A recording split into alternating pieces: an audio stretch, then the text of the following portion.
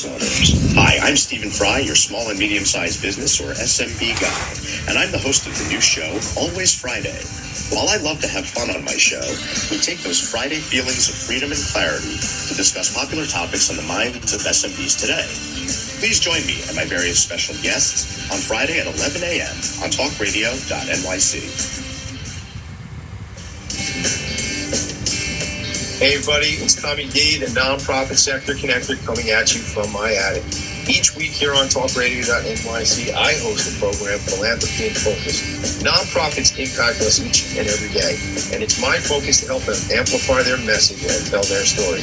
Listen each week at 10 a.m. Eastern Standard Time until 11 a.m. Eastern Standard Time, right here on talkradio.nyc. Are you a conscious co-creator? Are you on a quest to raise your vibration and your consciousness? I'm Sam Leibowitz, your conscious consultant, and on my show, The Conscious Consultant Hour, Awakening Humanity, we will touch upon all these topics and more. Listen live at our new time on Thursdays at 12 noon Eastern Time. That's The Conscious Consultant Hour, Awakening Humanity, Thursdays 12 noon on talkradio.nyc.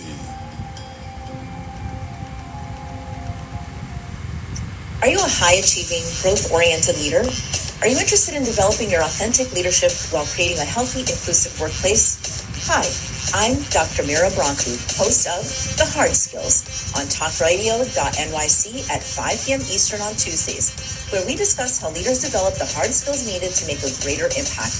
We interview experts, have live coaching, and tackle these challenges. Listen to The Hard Skills on Tuesday at 5 p.m. Eastern on talkradio.nyc. You're listening to Talk Radio NYC. Uplift, educate, empower.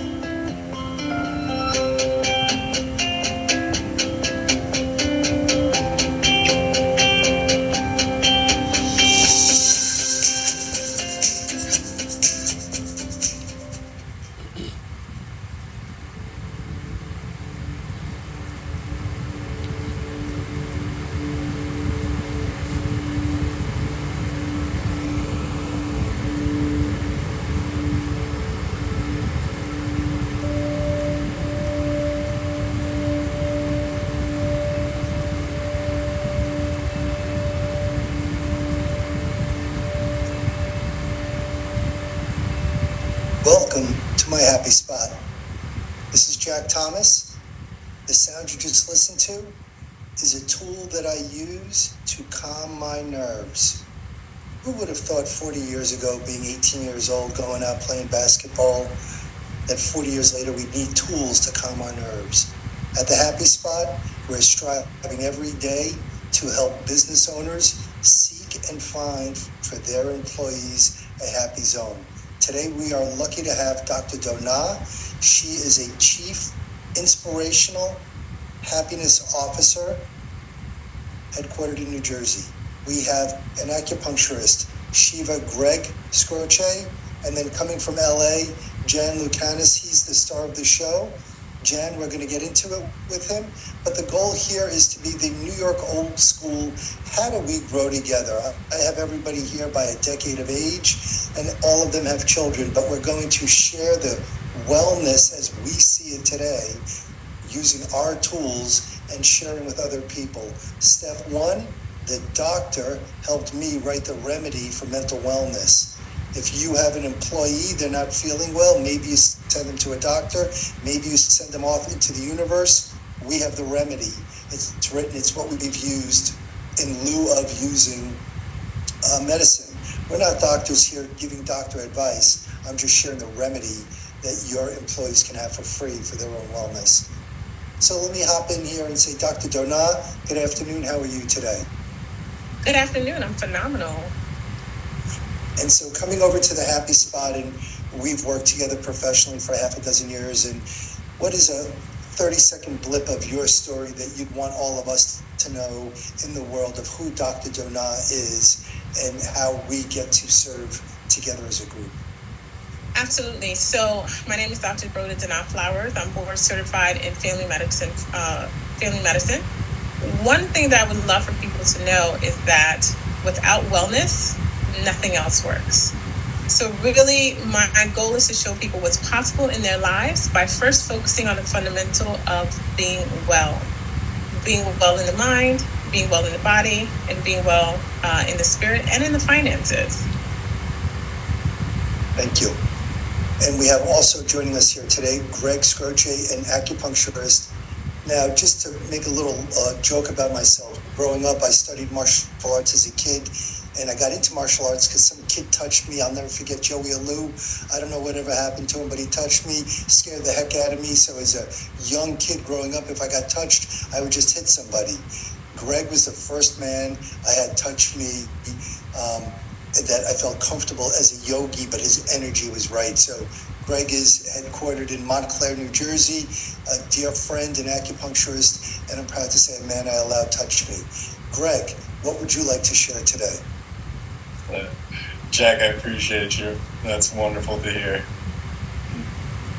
You know, wellness in general has evolved in my mind over the years. I got into this through yoga, actually, and was inspired by the master I study under in yoga to become an acupuncturist. So I've seen just more than I ever thought possible using means that are minimally invasive and more based on just decision making outside of even my presence and my goals make a big difference in people's lives. So I think just sharing that message of like people have more under their control than they realize, I think has been what's become very important for me to convey. So the inspiration that we all kind of weave and share, myself, I had gone to church just to go experience. I'm a Jewish guy, but I'd gone to church to experience in a different community, and the priest I recognized from yoga and how she spoke of Greg and how other people speak in the community, that our wellness, that when I was growing up 40 years ago, acupuncture, yoga, forget about it. Now today, it's the norm. Now, the goal of this show at the Happy Spot is, why can't we all be happy all the time at work? And happy is not the silliness of allowing yourself to go up or down, but containing that energy.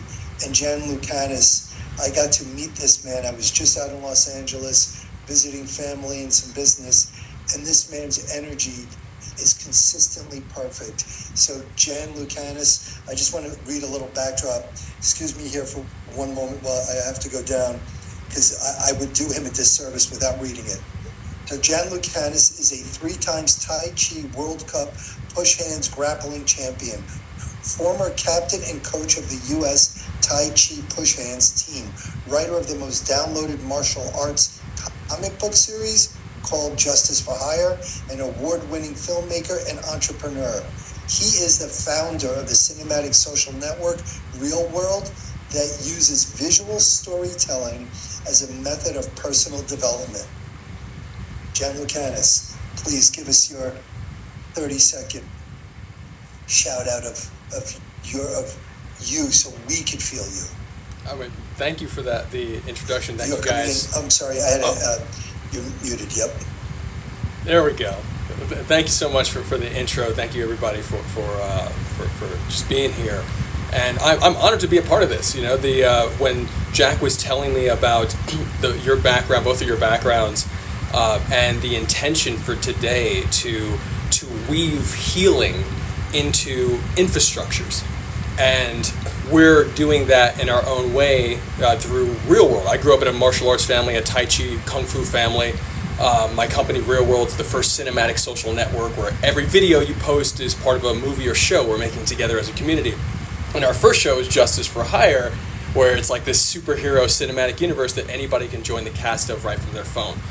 Within this storyline, we are already, and we've been doing this for 5 years, training people. I start with Tai Chi. We do it online, we do it in person, we do events at Comic-Cons, we do events at film festivals, but we train people in slowing themselves down with breathwork and visualization so that they can be more sensitive and aware of themselves and therefore be able to work with scene partners. And this is woven into the storyline, and so by progressing in this modality, you actually help to level up your character in certain ways. So I think there's a lot of crossover. You know, I like to give the analogy of what if Disney used Star Wars to teach people Tai Chi by, making Jedis real and allowing people to train as Jedis. Just these little opportunities within franchise storytelling, again, from the perspective of what we're doing with ReelwUrld, to me, entertainment is a gateway to people's hearts. Otherwise, I wouldn't be in entertainment. So I want to make sure that I can get into folks' hearts and minds and say, hey guys, like, here are the things that have helped me so much growing up in life and have been, from the oldest cultures on earth, have helped us to refine our humanity and become better within ourselves so that we can actually make society better. And it's happened over and over again. And I think that, to Jack's point earlier, when I was a kid, it was still kind of unheard of. Yoga, what? Like meditation, huh? And now people get it. So I'm going to interject right there. Please. So while he says yoga, then he's so young looking, it's so difficult to tell. Graduate NYU Film School. What year did you graduate out of NYU Film School? I graduated 2005. Right. So the energy level and the looks in those pieces today, right, in your world, what is one thing that our community could do for you while you're navigating into your business world as you're growing your business? What can we do to help this movement? Oh, I really appreciate that. Well, first of all, if you want to just be a part of the show and have fun, you can join for free right on justiceforhire.app. And you can learn all about what we're doing as a community. We have a global community, 80,000 people worldwide as a part of what we're doing for Justice for Hire. And it's so much fun. So if you want to be a hero or a villain or a client that hires them, you can join the story that is similar to Uber for Heroes, where you can hire a hero or become one and get paid. And it's super fun. So that's the show, Justice for Hire. If you want to support the company and ReelwUrld, right now we have like a week and a half left on WeFunder. We're doing our first equity crowdfunding campaign, and community ownership is a huge part of our spirit. So we want people to feel ownership not only in their characters, but also knowing that they can own part of the company. And we're doing our first raise. So if anyone would like to join that round, that's wefunder.com/ReelwUrld, ReelwUrld. And you can become an owner in the company. And we'll do a nice webinar next week too to let everybody know more about what we're doing. But every day I'm on social talking about this, and I'm always available to for questions, etc. on Jan's Tai Chi, everywhere else too. So we were so fortunate that we were connected years ago through Zoom, through technology. How are you seeing that success in your business, in Justice for Hire, in communicating that through? Is the technology helping the business grow? Because I know you're very personal, hands-on, getting the feeling and sense of a human being. Sure. We have to give a shout out to Sensei John Maroney, who is just such an amazing human being at Harmony Karate, just an amazing, wonderful human being. And I think the martial spirit is something that, I look at Tai Chi, I look at martial arts, all these things are gateways to a truth that has no name. All religions, all these things, they're all gateways to a truth that cannot be put into words and has to be experienced. So, it's just very special to me, again, to be on here with you guys and to have everyone aligned with that, because I can feel it from you guys. So, can you? What we're going to do is, we're going to break in a moment or so. Sure. And so I'd love then for Greg to kind of engage and throw some of his questions out there. And on the concept of Justice for Hire, I think it's a pretty cool scenario that you can use as examples. And then Dr. Donat, I'd love to hear, what would Scotland's interest be after as we kind of go through it? Because what I'm trying to do is bring the childhood of our own feelings through our children and raise it up. So when, right, as a professional and a risk manager, I walk into the office of a CEO and he's like, oh yeah, I heard about people doing yoga at work. Oh, I heard about a Zen room. I heard about the happy spot. How do we go and do that? So having a dynamic conversation, we're going to break in a moment, and then we will pick it up, starting off with you, Greg, and the questions. Thank you, everyone. I'm looking. Are you a conscious co-creator? Are you on a quest to raise your vibration and your consciousness? I'm Sam Leibowitz, your conscious consultant, and on my show, The Conscious Consultant Hour, Awakening Humanity, we will touch upon all these topics and more. Listen live at our new time on Thursdays at 12 noon Eastern Time. That's The Conscious Consultant Hour, Awakening Humanity, Thursdays 12 noon on talkradio.nyc.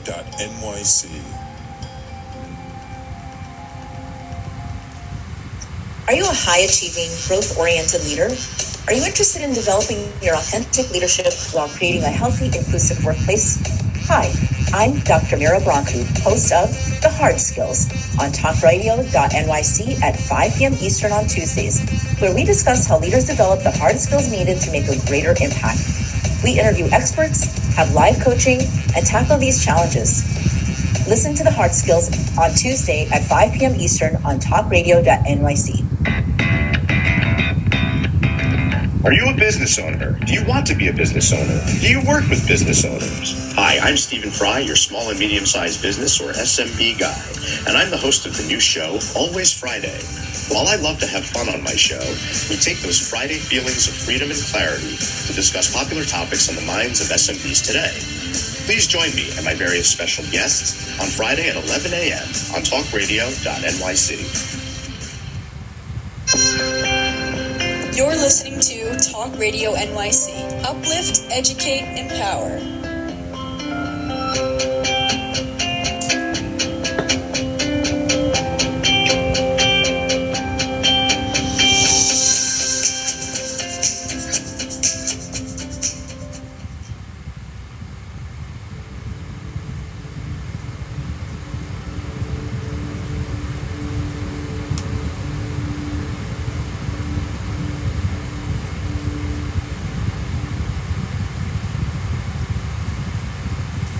Well, Jan, thank you so much for really bringing us into your world and getting started. We're going to dive in a little deeper, and Greg, if you'll start off, and if you can see, Jan is wearing his shirt, JFH, which is Justice for Hire, and Greg, the floor is yours.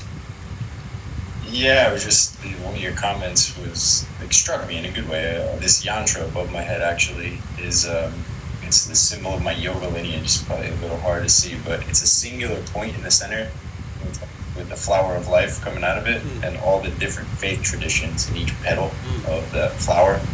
And so, like you were saying, all these different, whether it's Tai Chi, whether it's yoga, whether it's just allopathic medicine, they're all kind of pointing to that same truth, And so I love the idea of bringing together people who have these different skill sets and finding the common ground and offering whatever tool is beneficial to the individual person as the thing that they're able to use, right? Because there's really no right or wrong, this is the best or that's the best.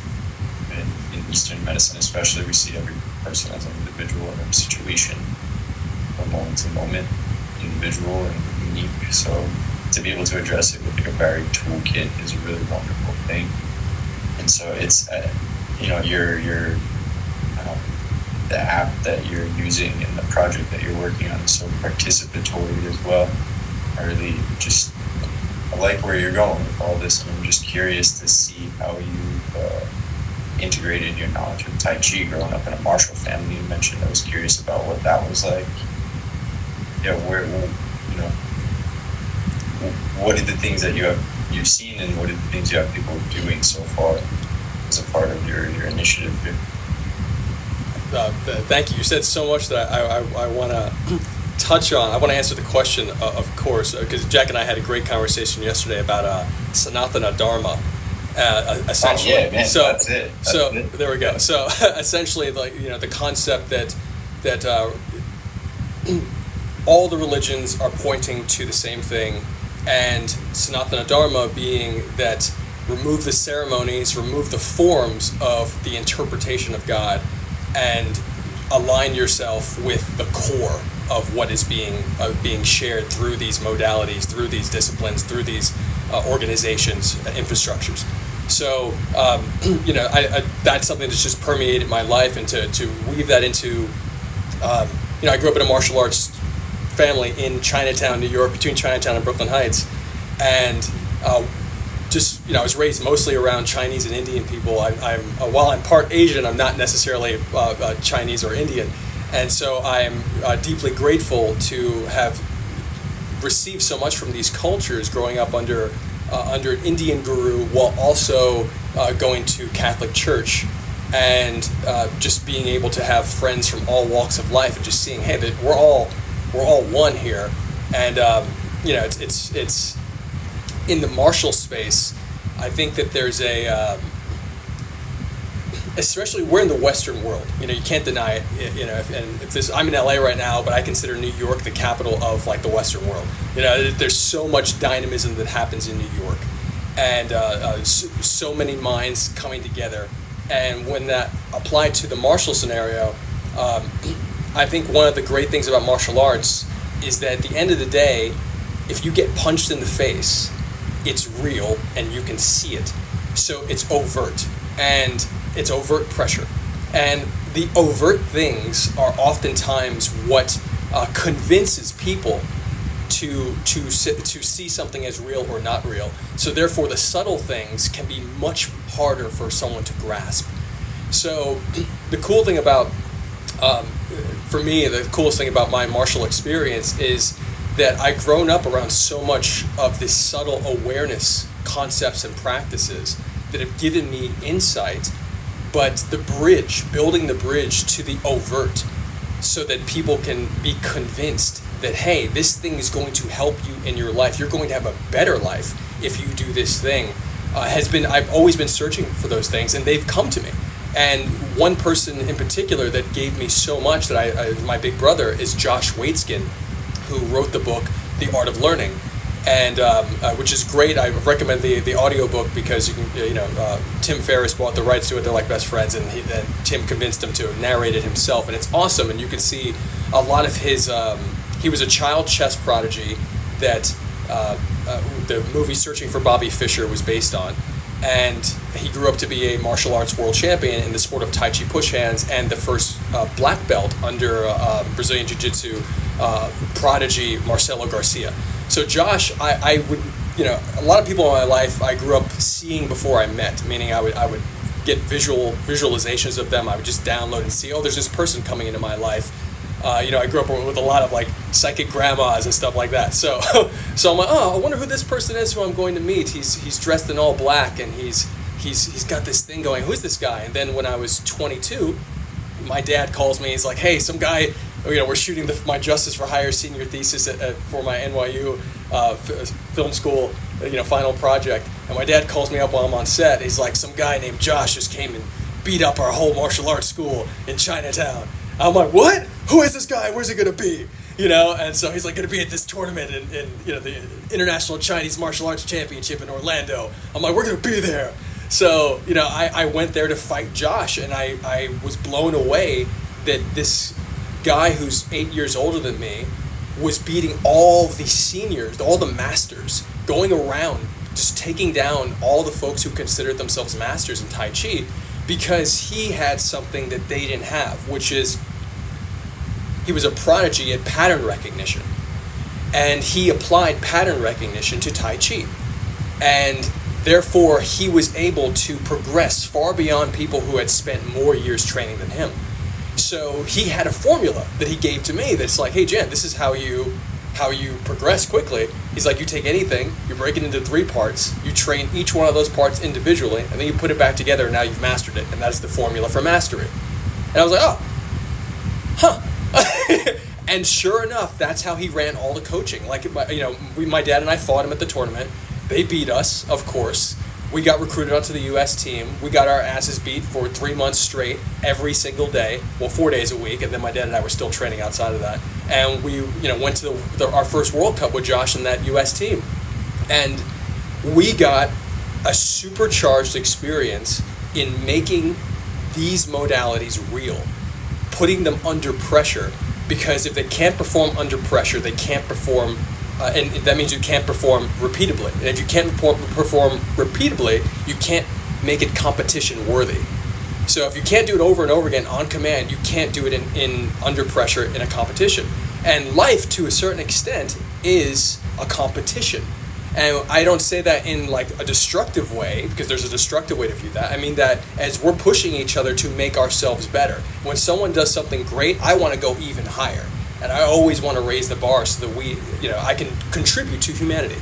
So I look at competition as a great litmus test for these modalities. And if your modality is not allowing you to withstand great pressure, whether that's emotional pressure or the intensity of your environment, then you have to question your practice and upgrade it.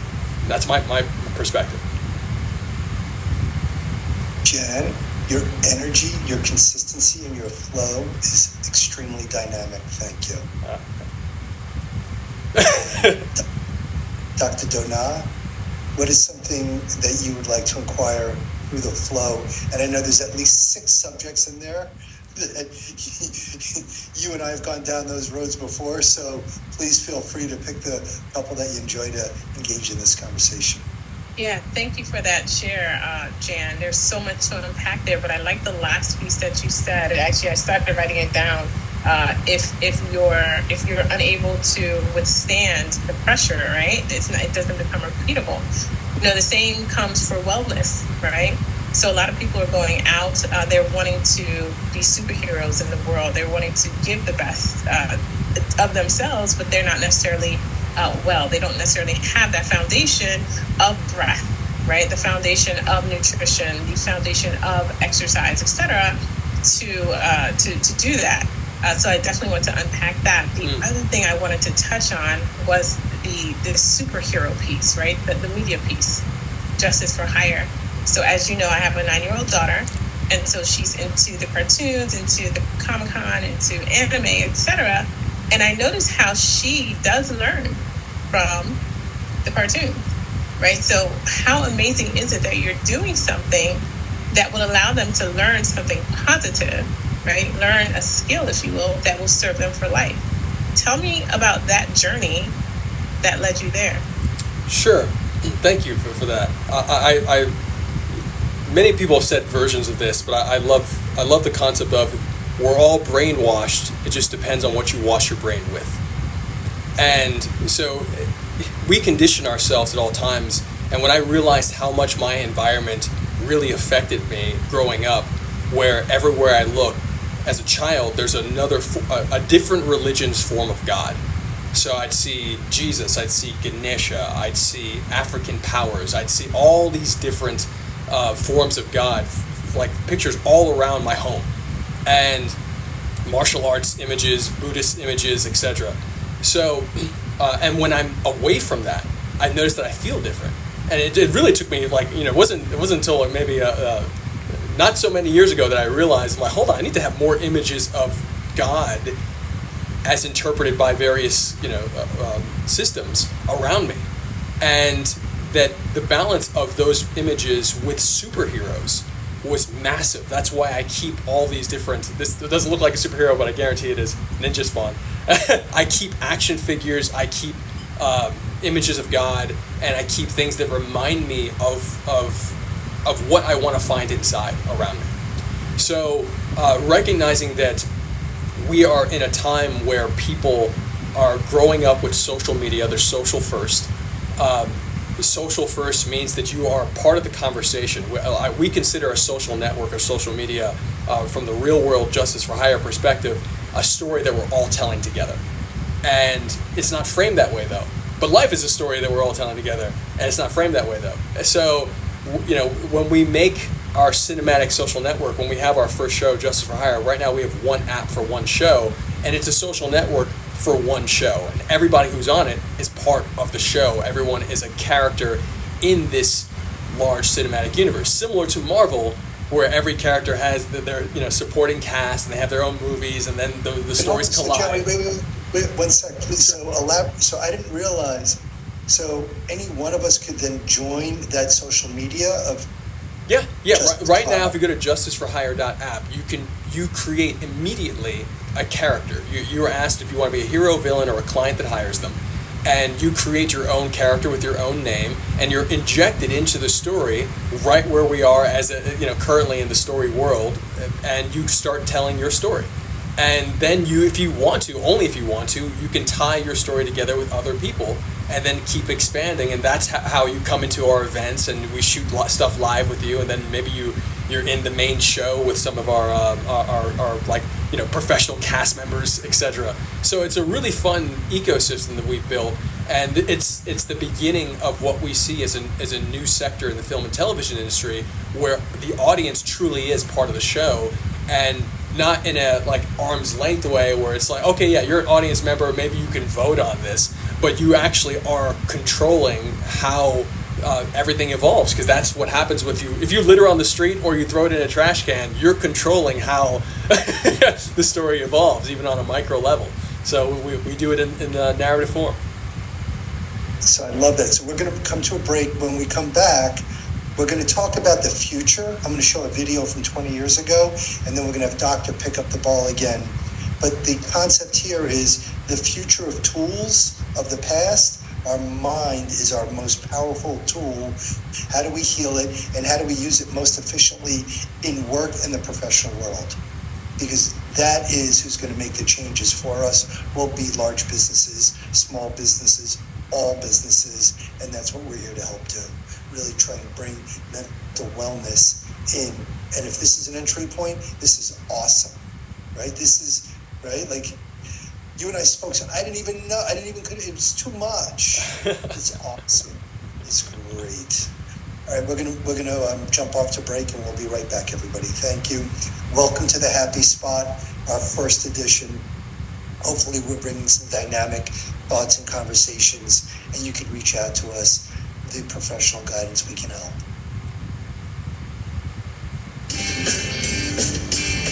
Hey everybody, it's Tommy D, the nonprofit sector connector, coming at you from my attic.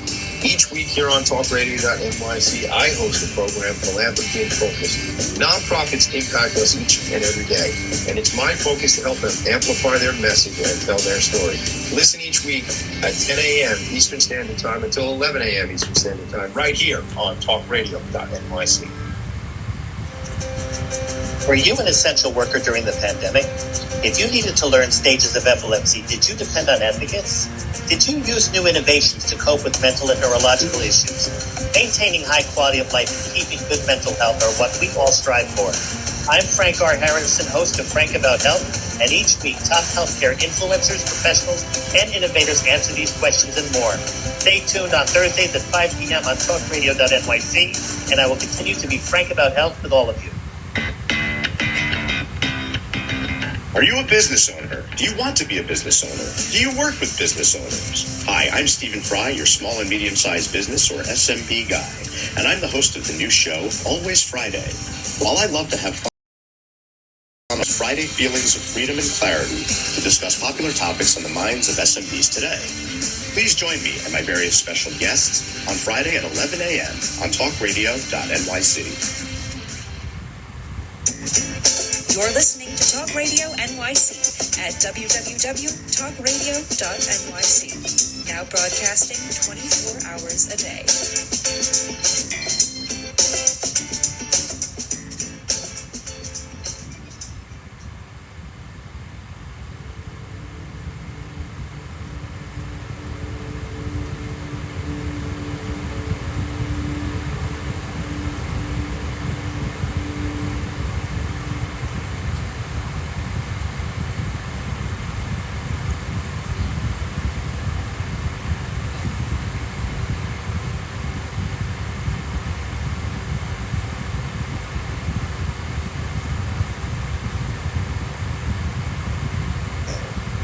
Okay, so I'd like to thank everybody for coming back as we listen to the binaural beats.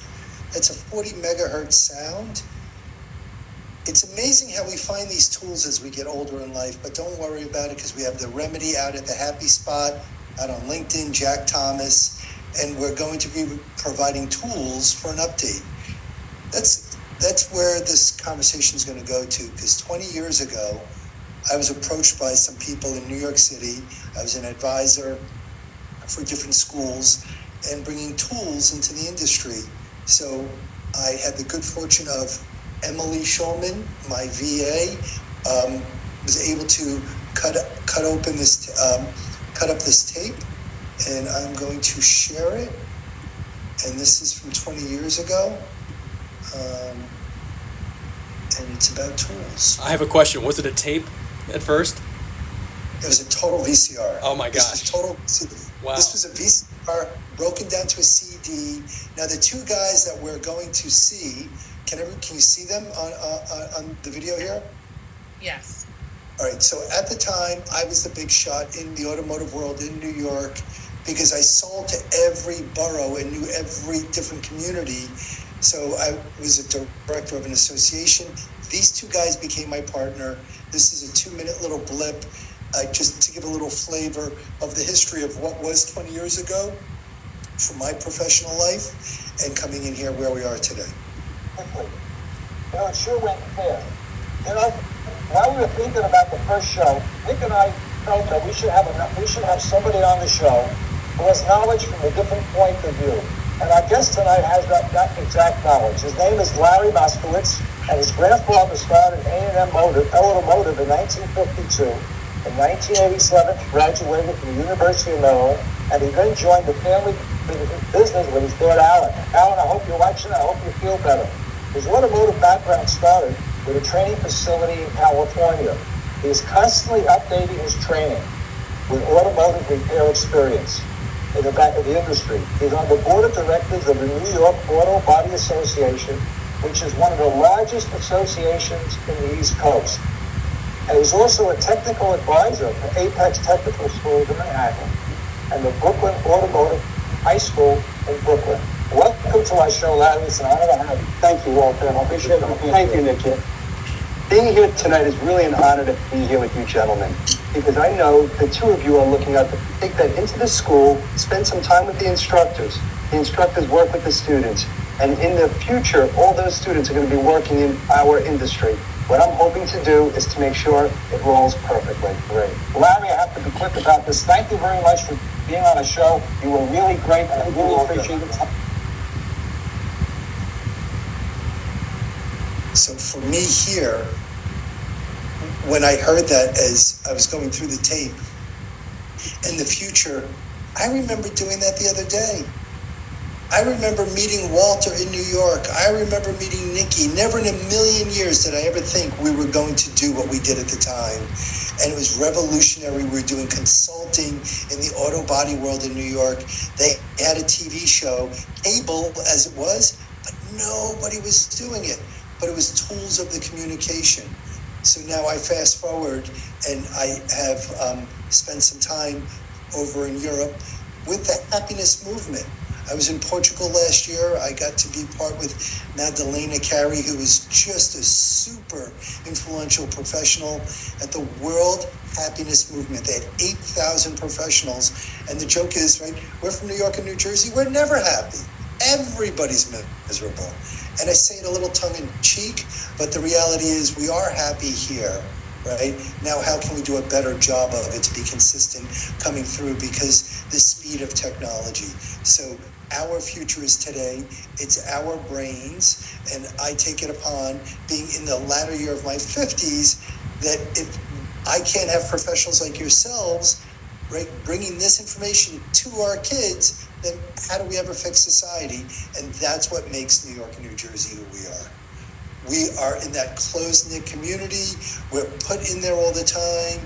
And as you've experienced being out in LA, close-knit community, but it's the wealth, the oral wealth of this family office that we're building out that we get to exchange.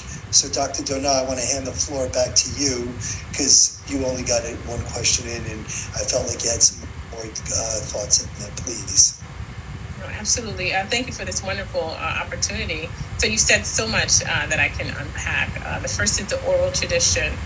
So being of African descent, being Haitian American, oral tradition is huge for us, right? That's where we learn truly who we are in the world and who we're called and destined to be, which really ties into something that you said, Shiva, earlier. There's one truth, right? And it's really that becoming the greatest version of yourself. That's really powerful. And so speaking on the future, I think the future is now, right? So when I look at my day-to-day responsibilities as a parent, really it's for me to plant the seeds that I would want to see in the future, right? So to plant the seeds of kindness, of empathy, of being good human, right? Those are the seeds that I plant. Let's talk about wellness. Let's talk about conflict resolutions, things that are emotional intelligence, now called soft skills in the workplace. It's really my responsibility as a parent to put those things, plant those seeds in my child, right? And I'm loving the work that you're doing, Jan, because you get to do that from a media perspective, right? So our kids inevitably are going to be in media, looking at media. And so it's really great to know that there are resources out there that are conscious and that are really trying to create a better tomorrow. So my applause, my hats off to you for doing that. So, and I really love how you've tied everyone together, Larry. And it's one theme, but taken from different angles. And so I've had this conversation that I'm part of the octopus movement and coming out of Europe. And, I meet this gentleman, right, Perry, and he immediately goes, you're one of us. And I'm like, what is that? He goes, you're neurodiverse. Now, my son has a degree in this. I've heard these words. But when you hear it from a counterpart, your peer, and then you get into the conversation, my generation, right, we just went to work, took care of the family. If you're neurodiverse, you just got thrown around, where it's become part of society on how to deal with it. Just recently, I was talking to a woman, she's 59 years old, professional conversation, and I told her, I am neurodiverse. That is now my new liberating power, is letting people, my generation, know I have my issues. If you didn't know it, I'm trying to work through it. And then the younger generation, you go into a computer store, I went into Geek Squad, and the young guy goes, I'm neurodiverse too. And so it's really allowing ourselves to be true to who we are and not letting people judge on the other side. So Jan, something about your 9-year-old that you're seeing that is a gift you want all other 9-year-old children to have, that you were able to share. What is something that you could give us in a vocal conversation, right? If we were neighbors next door to each other, right, and we're talking and hanging out and just having conversation, you would share something. It's that little wisdom of hanging out with another family member of like mind. Sure. It's a great question. I'll say that my father. I grew up with my father. I'm obviously, both my parents were really, really important, or still are very important to me. But I loved that my dad was in the comic book world, and that he brought me into it.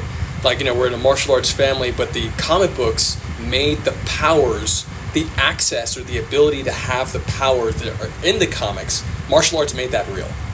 And so that interrelationship between seeing, hey, here are the characters to aspire to, both spiritually as well, with all the different religious stories that I would hear from all different religions, seeing that in the comic book world, and then being able to practice martial arts and actually train toward that goal of actually being a superhero. And so for my son, I do my best to take what I was given and to upgrade it. I'm like, okay, well, I have to do a better job, than my parents did, because I deeply appreciate the job they did, but I just have to do better, because that's what each generation does, hopefully.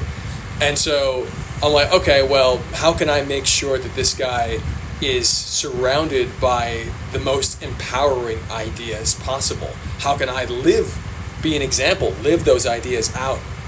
And, I just do my best to, just on those basic principles. There are more specific things from my life and his life that happened, but it's really that general concept of, okay, well, we can actually human beings can actually achieve so much, can actually embody so much, and how can you create an environment in which that is you're consistently reminded of that, because there's so many people that don't know that. I mean, and they're everywhere.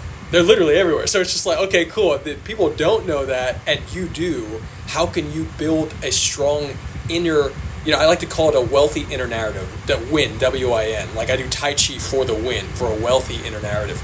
And how can you can build I surround myself with comic books and images. How can I do that for my son? How can I make sure that the extracurricular activities that we do are reminding him of his power? And how do I instill the principles, like the basic human values within him, and show him from a lateral thinking perspective, meaning that, hey, here's the human value, here it is applied to this experience that you just had in your life today. Here it is applied to the sport or to the story we just read. And story is a vehicle for these principles as well. So how do I make sure he's consuming those stories rather than noise? Loving it. So thank you. So when we come back, I'm going to touch upon values. We're going to have a break in a moment. You brought that up, and that was the key thing, and it's the shared values.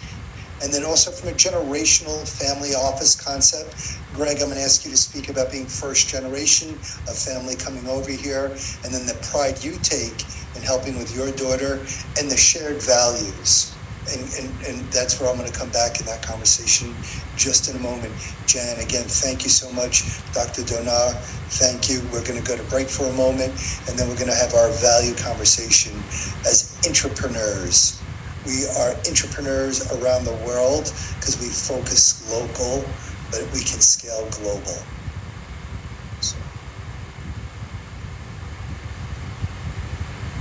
Are you a high-achieving, growth-oriented leader? Are you interested in developing your authentic leadership while creating a healthy, inclusive workplace? All right, I gotta get my girlfriend. I want to drink my girlfriend's tea. So hold on.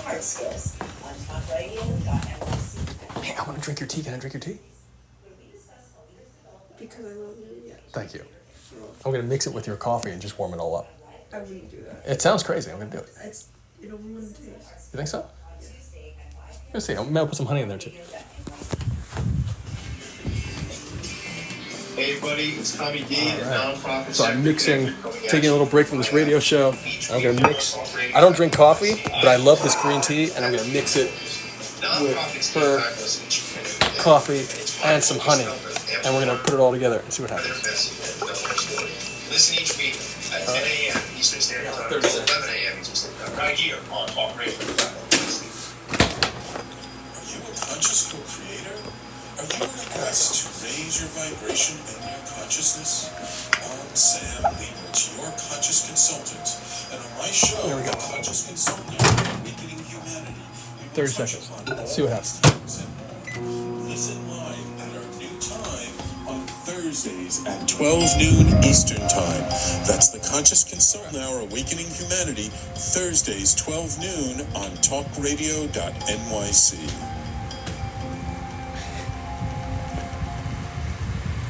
You're listening to Talk Radio NYC at www.talkradio.nyc. Now broadcasting 24 hours a day.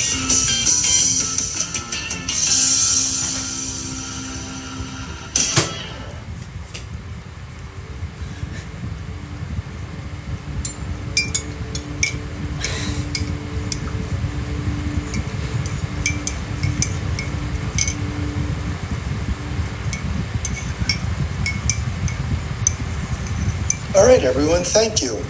So we're just coming off conversations, and where we left off was on values. So in the world that I come from, a risk manager, there's this value system. I'll use an example. Many years ago, I was on vacation, and I was with a group of people, and it was a semester. It was a hole in the ground in Mexico, and it was a 30-foot jump. And it was a matter of, okay, who's going to go first? I just ran. I didn't, don't. And oh my God, it was like, but to me, it didn't matter. My risk knew I was comfortable jumping 30 feet and landing in the water. What was my value? How did I get there? Well, that's the life that we're living today, because we're all on top of each other and our values, and how do we establish them? It's usually done through communication. It's usually done in agreements and working on top of the agreements and not trying to fight a lot of the negatives that go on. So when people say value, they establish it based off of a rule or a metric or something they know. We are living in a world today we all know that we've never thought we would experience. So I'm going to give you an example of something that we never thought could be or where it came from. And so I know, Jen, I asked the question the other day, Greg, Dr. Donat, if I say the number 911, what do you think of? Emergency dispatch services. Perfect. Greg? Exactly. Ambulance is on the way, something. Perfect, right? And so we've been trained to think that. Now, some people can go 911, 911. Notice they're both New York, right? Just saying. Where did 911 come from? The phone number. Where did it come from and when? What was the inspiration? New York City, 1964. So, as crazy as it sounds, it was an article in the New York Post the other day. Yes, I read the Post. Yes, it's written for third grade reading, but it gives you the brunt of the information you need. And for 50 years, it tells me consistently what's going on in the city, which does give a worldwide viewpoint.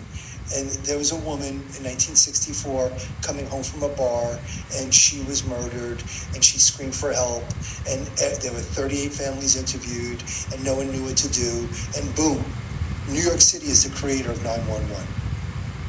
Right? So that little local history, why do I know that? I don't even know why I know that. Someone told it to me years ago, but I saw it in the paper. But that value of society changed. We know our society is changing because we all talk about it privately. Now we're talking about it publicly. So, Greg, if you could chime in on your family's history of the value of hard work coming over here and whatever you'd want to share on your backdrop of your family, because it's the New York story. Yeah, my family came over here from Croatia. They lived on a farm. Very little money at all. My grandfather got thrown in jail twice trying to escape the country. Made it to Paris, had worked for a year in a steel factory so we can get my father and my grandmother over there. And then from Paris, working for 2 years, they saved up enough to come to New York. And they met up with some family. They lived on 48th Street and 10th Avenue. So if you know New York City, it's a Hell's Kitchen.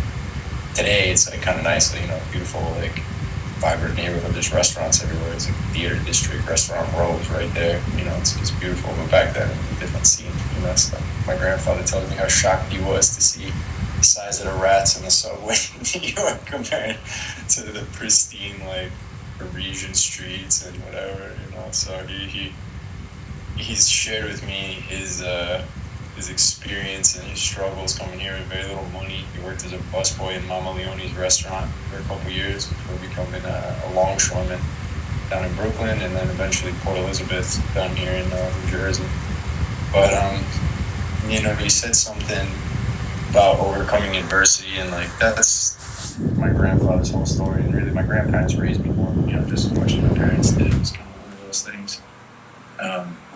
And he always had this one kind of saying that he would go back to if I was struggling. He's like, man, if you can't laugh, you're not going to be able to do anything.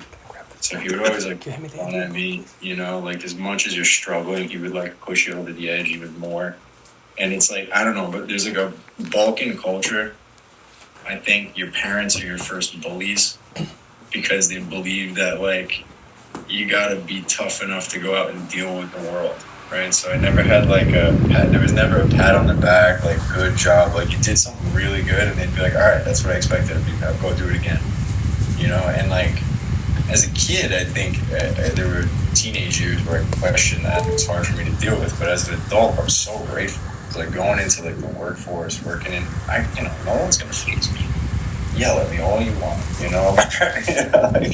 my grandfather did worse, So as you're talking, Dr. Donat, I'm fortunate that I got to see her speak at a medical conference, and I sat next to her mom and her dad, and I know them for years. And I shared something private with Mrs. Donat, and she started reprimanding me as if I was one of her own children. And I knew that it just comes from love. It's just genuine love, right? So, Dr. Donat, your family also, if you want to share the stories of a similar nature. Absolutely. So I'll broad stroke it to say it like this. There's a concept of iron sharpening iron, right? And I truly believe that the home is where we're formed, right? You can have two kids come from the same home, same experience, right? let's say father's an alcoholic, one will become an alcoholic and the other one will become the complete opposite. But nevertheless, it's those experiences at home. And so I really try to make it intentional, right? To say, I wouldn't necessarily say it's bullying, but I would probably say it as pulling out the best of the child, right? Showing them what they're truly capable of, showing them their potential and what's possible for them in life. Yeah, what's up, Greg? I feel like just to do justice to my family, I have to say I said that facetiously. I get it. Yeah. But this is great time of using our words, our communication, right? And so I'm familiar with Greg coming from Europe, right? Dr. Donna and Jan, you want to chime in here, please? Yeah, I just want to. Greg said something that really sparked. I had to run and get this book. I grew up around a lot of Indian comic books as well, even though I spent most of my time at like Marvel and DC and Valiant when I was a kid. But the Indian comics really took the format and used it to distribute the values that we were speaking of earlier, the core human values. And this particular book, this particular story is about Samudra Gupta, a king who gave his people the leisure to be creative. When I hear Greg's story, I hear his family's story, I hear all of the blood, sweat, and tears that went to get him and the family over to America. And I often say that I actually really truly believe that America still has the biggest opportunity in the world. We as Americans still have the biggest opportunity in the world because we're in this space where so much is shifting, so much technology is coming out that is allowing us to have even more space to be creative. And within this creative space, allowing us to truly find our core values and share them. So, Greg, I just wanted to share that with you because, like, it was such a reminder of the privilege that we have. You know, I see your posture. I see the logo in the background, the symbol in the background, and what it truly means. And I really feel, to your point, Jack, we're in a space and time right now that it's going to get better and better and better. And it's going to be better than any of us ever imagined. And so I'm super optimistic on humanity, and it's because we've gone through that phase of like all this blood, sweat, and tears, and it's still happening. But there's also this light that's getting brighter and brighter and brighter. And I think that this talk is an example of it. And we're coming to an end, and so thank you for sharing your story and time, everybody.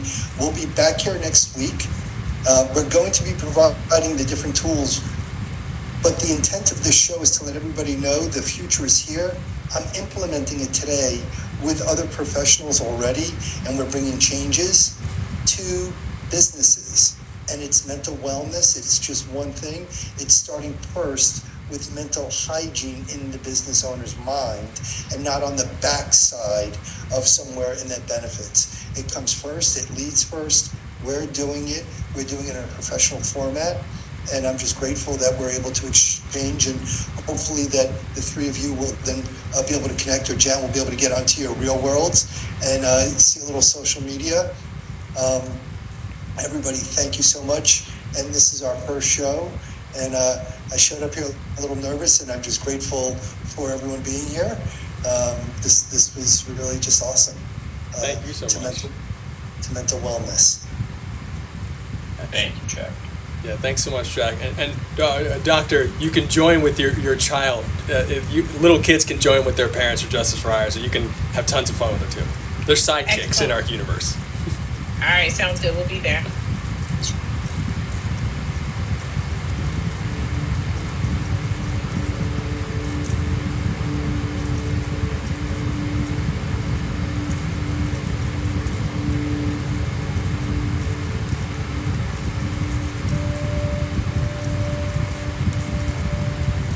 So the show is ending now.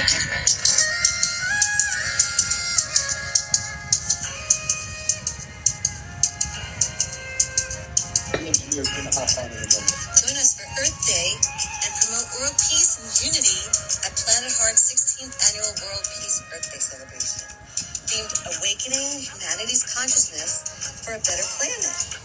It's a spiritual community gathering honoring Mother Earth, featuring insightful talks, uplifting music, sound healing, indigenous ceremonies, and more.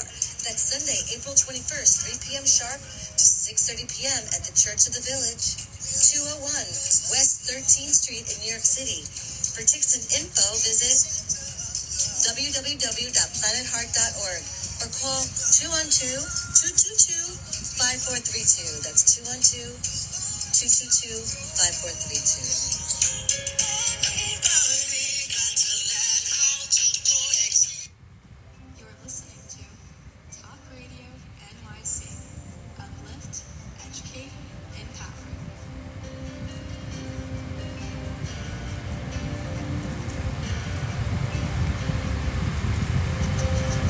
Were you an essential worker during the pandemic? If you needed to learn stages of epilepsy, did you depend on advocates? Did you use new innovations to cope with mental and neurological issues? Maintaining high quality of life and keeping good mental health are what we all strive for.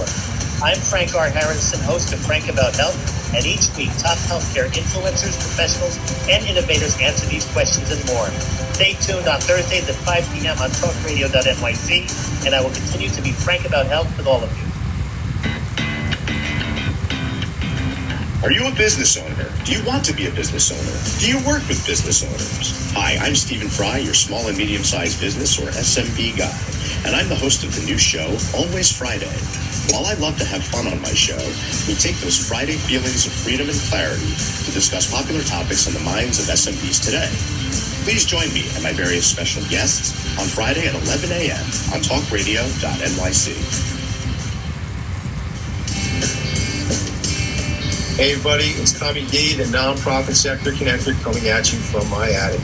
Each week here on talkradio.nyc, I host a program, Philanthropy and Focus. Nonprofits impact us each and every day, and it's my focus to help them amplify their message and tell their story. Listen each week at 10 a.m. Eastern Standard Time until 11 a.m. Eastern Standard Time, right here on talkradio.nyc. Are you a conscious co-creator? Are you on a quest to raise your vibration and your consciousness? I'm Sam Leibowitz, your conscious consultant, and on my show, The Conscious Consultant Hour, Awakening Humanity, we will touch upon all these topics and more. Listen live at our new time on Thursdays at 12 noon Eastern Time. That's The Conscious Consultant Hour, Awakening Humanity, Thursdays 12 noon on talkradio.nyc.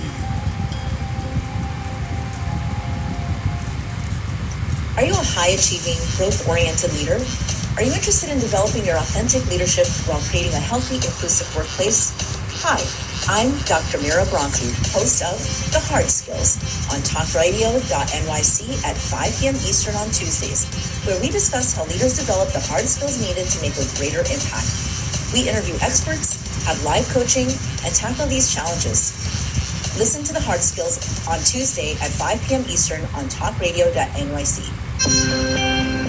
You're listening to Talk Radio NYC. Uplift, educate, empower.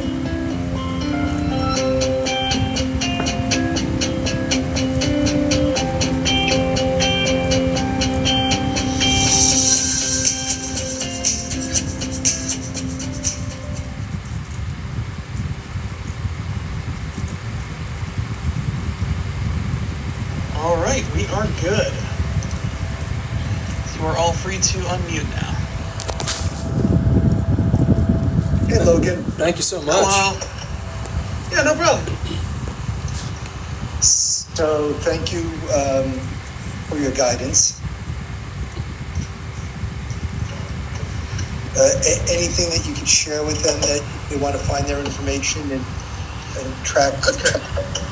So, how I typically go about the post-production process for this is the following Monday after a show airs, I'll be doing the post-production and putting it out to the Talk Radio NYC website, and once you have 4 episodes